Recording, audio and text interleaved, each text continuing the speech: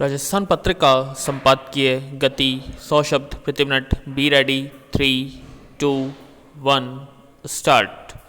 Corona महामारी के कारण लगातार तीसरे साल क्रिसमस और नए साल के जश्न में खलल पड़ने की आशंका प्रबल हो गई है। स्टॉप। कोरोना के नए वेरिएंट ओमिक्रॉन और पहले से मौजूद डेल्टा ने मिलकर फिर ऐसी स्थिति पैदा कर दी है कि पाबंदियों का नया दौर शुरू हो गया है। स्टॉप। दिल्ली सहित कई राज्यों ने इस जश्न में जमावड़े पर पाबंदी लगा दी है, तो कई ऐसा करने पर विचार कर रहे हैं। स्टॉप। केंद्र ने भी स्थानीय स्तर पर पाबंदियां लगाने के दिशा निर्देश जारी कर दिए हैं। स्टॉप।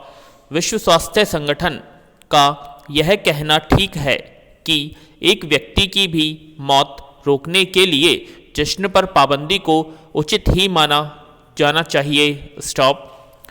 अच्छी बात सिर्फ यह है कि भारत में 60% आबादी को कोरोना टीके की दोनों खुराक लग चुकी है और नई लहर के ज़्यादा खतरनाक असर की आशंका अभी कम बताई जा रही है। Stop para. वैज्ञानिकों के एक वर्ग का मानना है कि ओमिक्रॉन महामारी समाप्त करने वाला वेरिएंट साबित हो सकता है, क्योंकि जिस तेजी से यह फैल रहा है उतनी ही तेजी से इसकी मारक क्षमता कम हो रही है। स्टॉप। हो सकता है कि आने वाले दिनों में यह मात्र सर्दी जुकाम की तरह हमारे बीच स्थायी रूप से रह जाए। स्टॉप।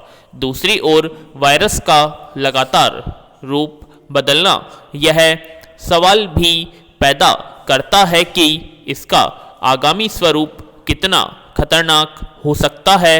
स्टॉप। इसलिए जब तक बीमारी को लेकर अनिश्चितता बनी हुई है, हमें सावधान तो रहना ही होगा। स्टॉप। इसीलिए विशेषज्ञ लगातार कोविड प्रोटोकॉल का पालन करने और टीके पर जोर दे रहे हैं। Stop para.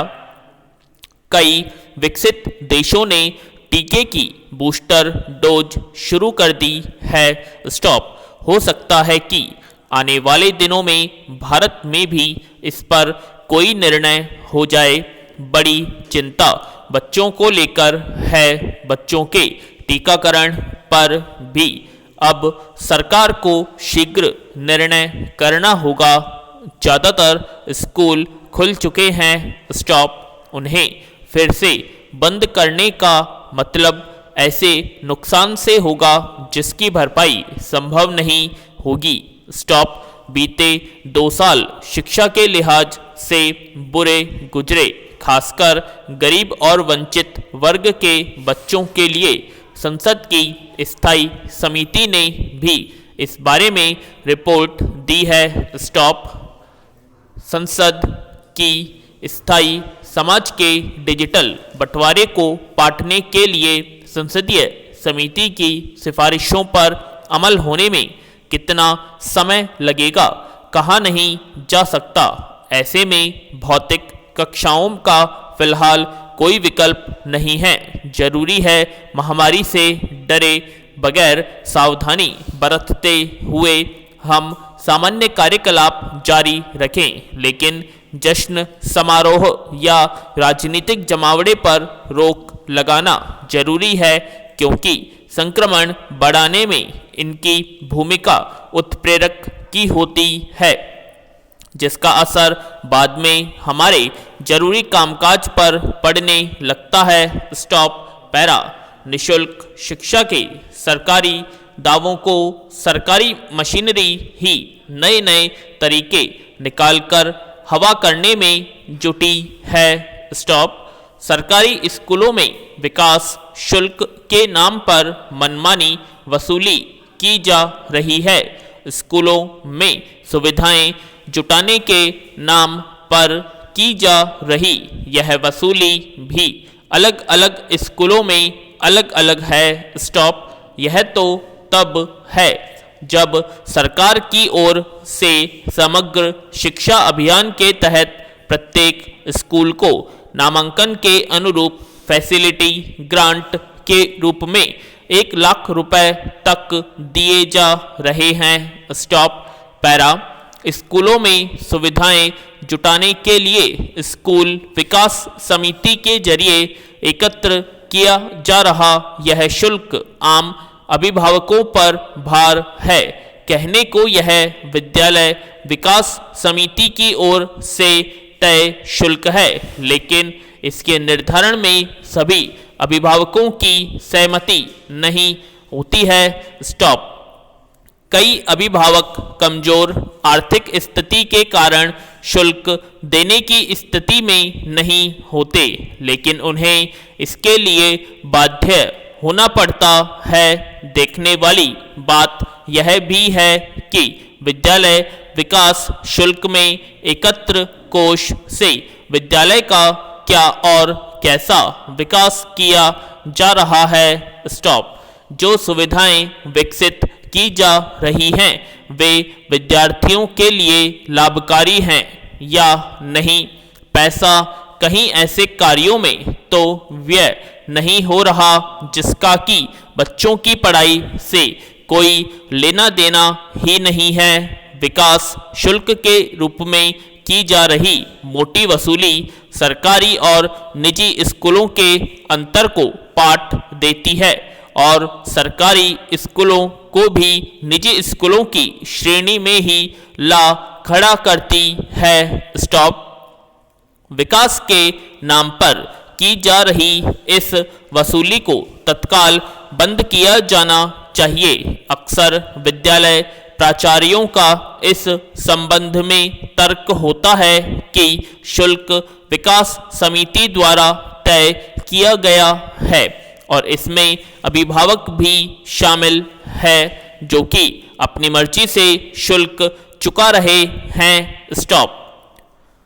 स्पष्ट है कि शुल्क से तात्पर्य उस राशि से ही है जिसका भुगतान सभी के लिए अनिवार्य हो। स्टॉप। विद्यालय विकास समिति को विद्यालय के विकास के लिए आर्थिक संसाधन जुटाने के लिए समाज का सहयोग लेना चाहिए और ऐसा सहयोग स्वैच्छिक होना चाहिए। स्टॉप। किसी भी प्रकार का शुल्क निर्धारित कर प्रत्येक विद्यार्थी के अभिभावक से उसकी वसूली सरकारी स्कूलों की मूल अवधारणा के विपरीत है।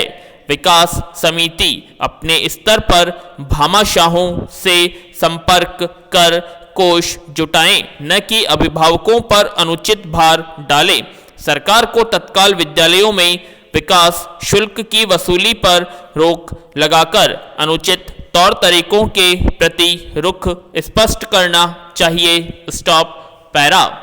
बीते दशकों में लैंगिक समानता के लिए विश्व भर की सरकारों ने अनेक नीतियां बनाई हैं, फिर भी ये नीतियां अपेक्षित परिणाम क्यों नहीं दे पाई। स्टॉप।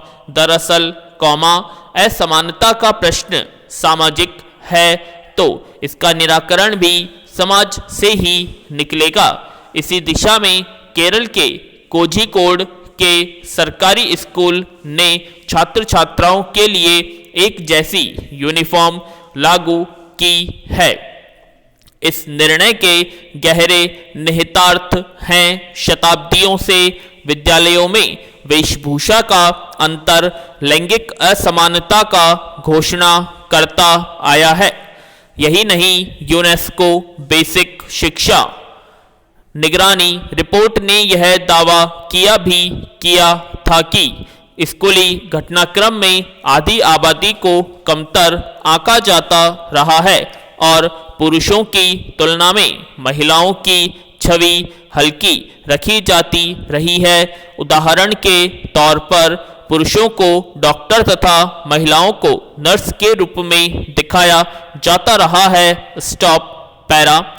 महिलाओं को केवल भोजन, फैशन या मनोरंजन से संबंधित विषयों में दिखाना लैंगिक असमानता को बढ़ावा देना है विद्यालय वातावरण और शिक्षण व्यवहार घोषित तौर पर लैंगिक असमानता को प्रोत्साहित तो नहीं करते, परंतु विद्यालय में अप्रत्यक्ष रूप से लैंगिक असमानता पाठ्यक्रम का हिस्सा बन जाती है। स्टॉप।